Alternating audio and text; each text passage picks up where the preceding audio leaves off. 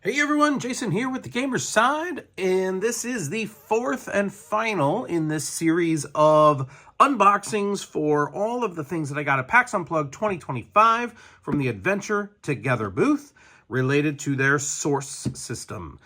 This is now, I suspect, their flagship, at least at the moment, aside from the tiles themselves, the source system sets of tiles, which of course you need. This is the big game. This is the one, at least, that they were featuring there, aside from some new prototypes that they were also showing off. This is the main game that is published and out and available, TimeStrike. And it depends, of course, on the source system. This game is source compatible. Actually, I may take back what I just was saying. I understand that you can actually play TimeStrike with just what's in this box. But I think what you're about to see is that what's in this box are very simplistic versions of tiles, and you're going to want to use the source system for the full effect. But this may be an exception to the point that you need the source system. This one simply says it's source compatible. So we'll see what that means in just a moment. But let's dive into this TimeStrike. Now, this, as I understand it, is is it always cooperative? It's at least possible to be a cooperative game, which is something I'm very, very excited about. Heroescape, in contrast, I don't think there was ever really a cooperative model. It was more of a skirmish game. I'm very excited about the notion of being able to play cooperatively. That's something my group loves to do. And it has a lot going on, but I think it's made to be very accessible. So that's what I learned. I haven't played it yet. My review will come later. All right, first off, we have a rule book, and I will say that's a hefty rule book. How many pages is this? 39, 40, 41, 42, 43, 44. 44 pages. So that's not a small rule book, but let's see what the index looks like here. Movement goes from pages 19 to 22. Setting up game modes is 15 to 16. Player turn 17 to 18. So a lot of the upfront stuff, introduction, general info, character reference, building the map, choosing a game mode, setting up the game mode. Like, everything up to 16 is kind of like preface stuff. Then we have the actual rules from, it looks like, 17, actions, targeting, combat, awakenings, buffs, curses, skills, inventory, building, and crafting. Okay, there's a lot. There's a lot. Oh, and it keeps going. Boss raid rules, skirmish rules, boss battle royale. These are different modes now. So, yeah, this will take a little bit to get into. Excuse me. This will take a little to get into, but my understanding is that the game itself it may have a lot of different systems, like fishing, I know, is one of the things they told me about. Mining, right? You can go fishing in this if you're surrounding or if you're next to a water hole on the map. You can go mining if you're next to certain types of rock spaces. So those are all different systems. So I think what's happening here is the game has a lot of different systems like that, which is really cool. But my understanding is it's still meant to be a pretty accessible and approachable game. But clearly it is more than just a standalone game. This is definitely something that's going to have some meat to it, which I like. We'll get into it later. All right, lore book. This is now a hardcover book. I suspect this is background, flavor, and maybe some art. Chapter 1, The Battles of Evermore. The end. That's kind of funny. Yep, so lots of story there, background. Very much like I don't know, like a Games Workshop game would come with. Not exactly something for me. But they put a lot of effort into this, as you can see.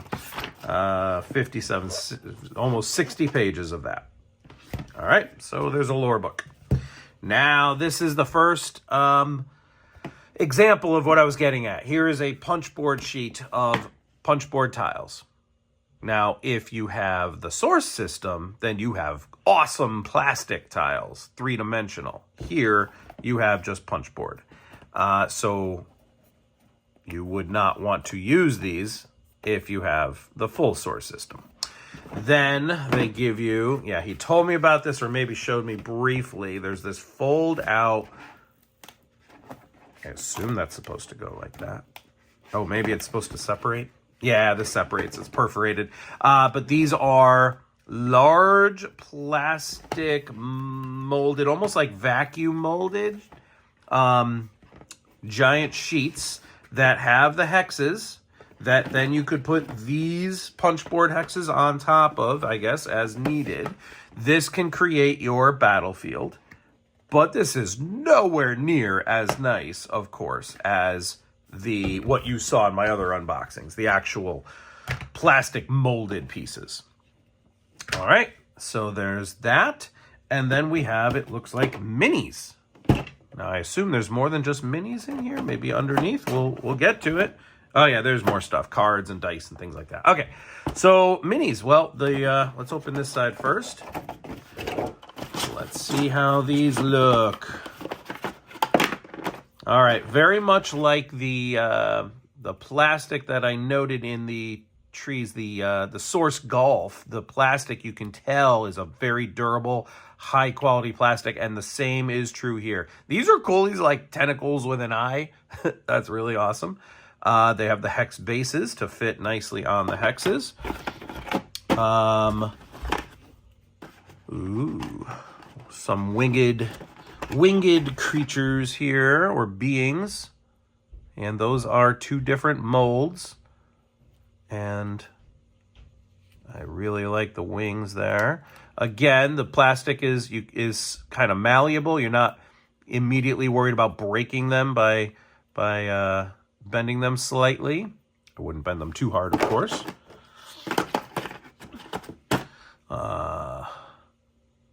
Some kind of character on either like spiky ice burst or fire burst, maybe, or energy burst. There, a lot of these evil eye things. Oh, there's a cute little, like, I don't know, like a dragon whelp sleeping on a hex. That's cute. There's a larger dragon thing standing upright, or a serpent of some kind. That is clearly an adorable squirrel-like creature, very fluffy tail. All right, so we have minis, a lot of cool minis. I am not much of a painter. I do speed paints. So I might try to hit these with a speed paint or 2. I'd much rather give them to someone else, but I will say that the sculpts are very nice, and the quality is great. All right, so that's those. Now, I've been ignoring over here because I kind of know what to expect. In fact, let's keep this. Now, I don't know how the rules work yet, but let's say we've got this guy, this character, and somehow he is able to mount this this large winged, almost looks like a Tyrannid from 40K kind of thing. I don't know what it's supposed to be. It's awesome. It's big. It's chunky. It's durable. And it is a mountable. And that's, I think, one of the more unique aspects of this game, TimeStrike, is these mountable units. Not only that, but then this one, which I saw a preview of, is like clearly some kind of evil eye with multiple tentacles and eyes, and 4 platforms on this thing for mountable characters. How freaking cool is that? Now, this might be the big bad that we're actually fighting against. because I know there's a giant boss that we're supposed to be defeating in the co-op mode. So this might be that. But how cool is it that it can have different characters in it? Oh my God, that's going to be so much fun to play with. Okay, those are awesome. And then what? All right, we have big chunky walls. Looks like, I don't know, 6? Yeah, 3 here, 3 more here. Big chunky wall pieces with the hex bases to slot in wherever you need to have wall pieces. Oh. Ooh. And they build up and they snap in together. Look at that. That's wicked cool. I don't know if it only goes in one way or... Now I want to play. There we go. Yeah. That's cool. So they also go up. Okay. That's all pieces. Let's see. Let's start opening some cards. Get my baby knife.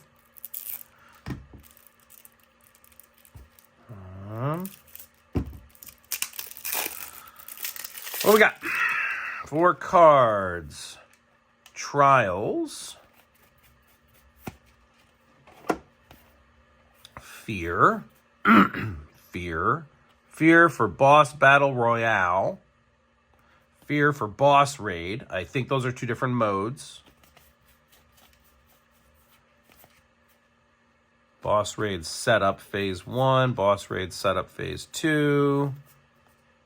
Boss Raid Gauntlet Setup Phase 1. All right, well, let's start with looking at all of these. All right, so Trials.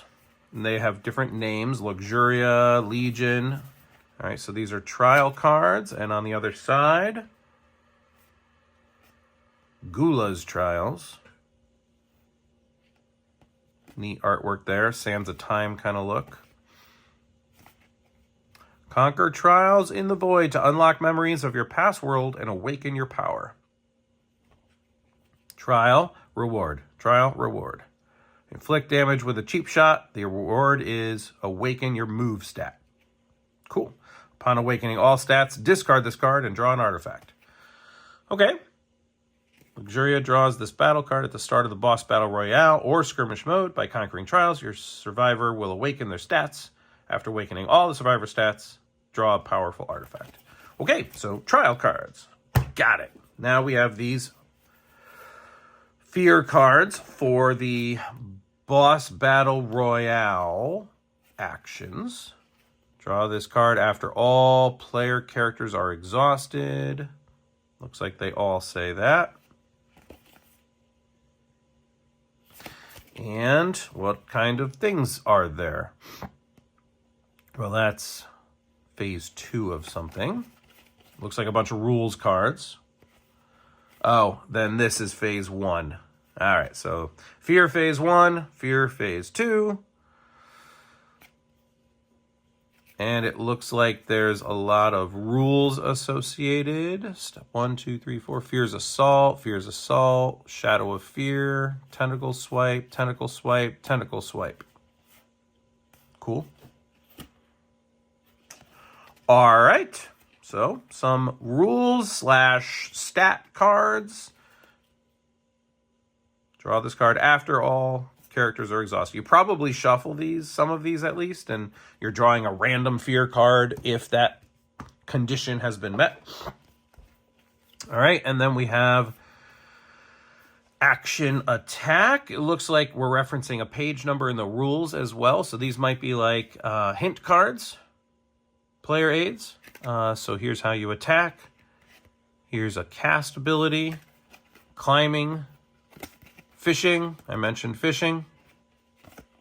I like the reference to the page numbers. I hope that those are accurate. I've certainly seen games where they try to do that, cross-reference the number in the rulebook, but then the rulebook pages had changed and they never updated the cards. So hopefully these are nice. So building is another aspect of this. I said earlier, mining, fishing, building. You can almost think in terms of like Minecraft is the analogy that they gave.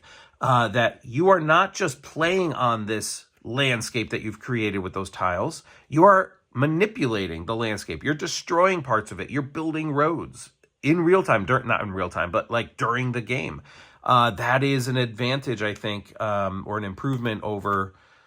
Improvement's the wrong word too. It's a additional layer of coolness to me on compared to like Heroescape, which did not have anything like that I know of. All right, movement, the Lost. Rewards. Okay, so some nice oversized cards there. Then we have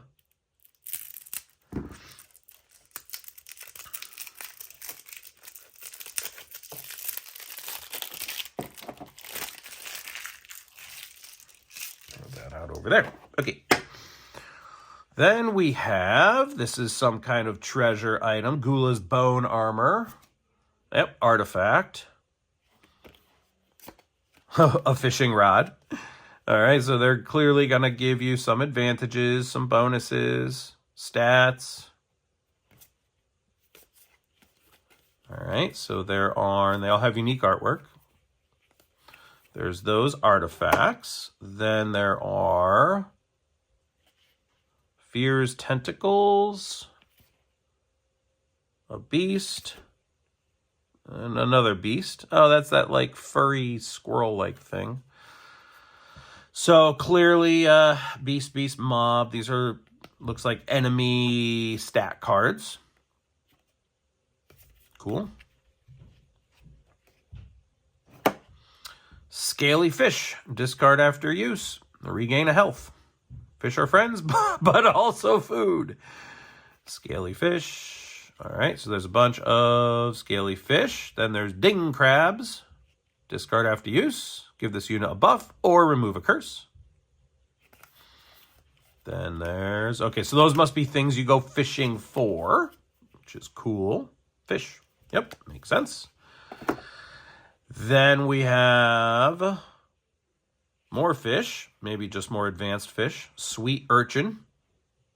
There's always room for Urchin. I beg to disagree. I have tried Urchin. It is not good. All right, so yeah, it looks like the gold border, these might be more, like those are the ones you really want when you're fishing. Soggy Bag doesn't sound... Immediately draw an item card. Oh, that's cool. You fished and you found a bag with something in it. Treasure chest. And then are these still fish? Yes. All of these seem like they are still fish cards. A frying pan. Okay. Lots and lots of fishing cards. A time portal. You find that fishing?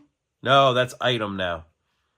All right, so there's fish and item cards here. Let's see. Let's look at the back. Items. Fish. Looks like about half of this stack. Yep, they're about the same. Items is a little larger, but there's item cards and fish cards. Okie dokie. Cool. Like that. That's those size cards. Put those back. Grab these, put those back. Then we have... Clearly, these are character boards. Now, these are double thickness, which everyone loves. You got indentations for the health up there, indentations for presumably cubes. Maybe as you get advantages or bonuses, you start to fill these up. This is a Survivor. Oh, Survivor, Sentience, Brute. Maybe it's like a class almost. And then some unique abilities, I presume, over here. Yep, they are different. Well, so is the health and probably all the stats. Everything's different. So we have some cool character cards here. And on the back, we have background. And maybe that's the point cost, 100, to get Roland Rumpus. And this one here is Fear. Oh, that's the giant thing. So can you play as Fear? 300? Maybe in some games you can. Okay. You can play as Fear itself. Jake Alland. That's the unit I took out earlier. Hod. Mara the Meek. Gula. These are cool. Very unique looking. Luxuria. Legion. Multiple of those winged beasts or winged creatures of some kind. Makes sense. And mana worms. That was like that little, looked like a baby dragon. I guess they're just worms, smaller worms, but they look cool. And they are 100 points. Okay, so there's a bunch of those. Abaddon was the one I skipped over. And then we have some 20-sided dice. These look very much like the ones from the golf game. Basic D20s. They seem fine, nothing special. Now we have some unique D6s. We always like unique ones. These are screen printed, not engraved. But they look to be nice, colorful, clear iconography.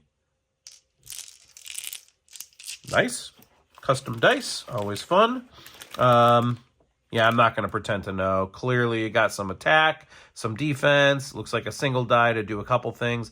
That may be like a critical attack, and that may be a spell or something like that, or a special action. All right. Our new style flat desiccant packages, packets. I've seen these flat ones recently. And lastly, it looks like, I'll look under the insert just to be sure, but we just have some standard 8 or, yeah, I think 8mm wooden cubes in a couple colors. Looks like a bunch of those. Those are probably the things that go onto your character cards, I assume, as you're gaining abilities and leveling up and whatever else. All right. That is everything that I can see. There's spaces for stuff. So clearly, either more stuff might come in an expansion, or you're meant to, I don't know, put dice in some of these spots and organize things. We'll see. And is there anything else? Nope. Okay. Well, that is everything that comes in Time Stories. The biggest thing that you're not seeing here is the whole point of the source system, which is you don't have a whole lot of terrain. You do have a couple punchboard tiles of these, and you have this fine board. If you had, you know, if you weren't investing in the whole source system, I guess you could technically play the game on this with these, but does that look nearly as fun as what I showed you in the other unboxings? No, it does not, I say. And that's it for my TimeStrike unboxing. Next up will be, let's play it, and then we'll talk about it, and then we'll tell you about it. So, thanks for watching. Stay tuned for more. If you like this kind of thing, please like and subscribe and share with your friends. The Gamer Side. I'm Jason. Have a good one. Bye-bye.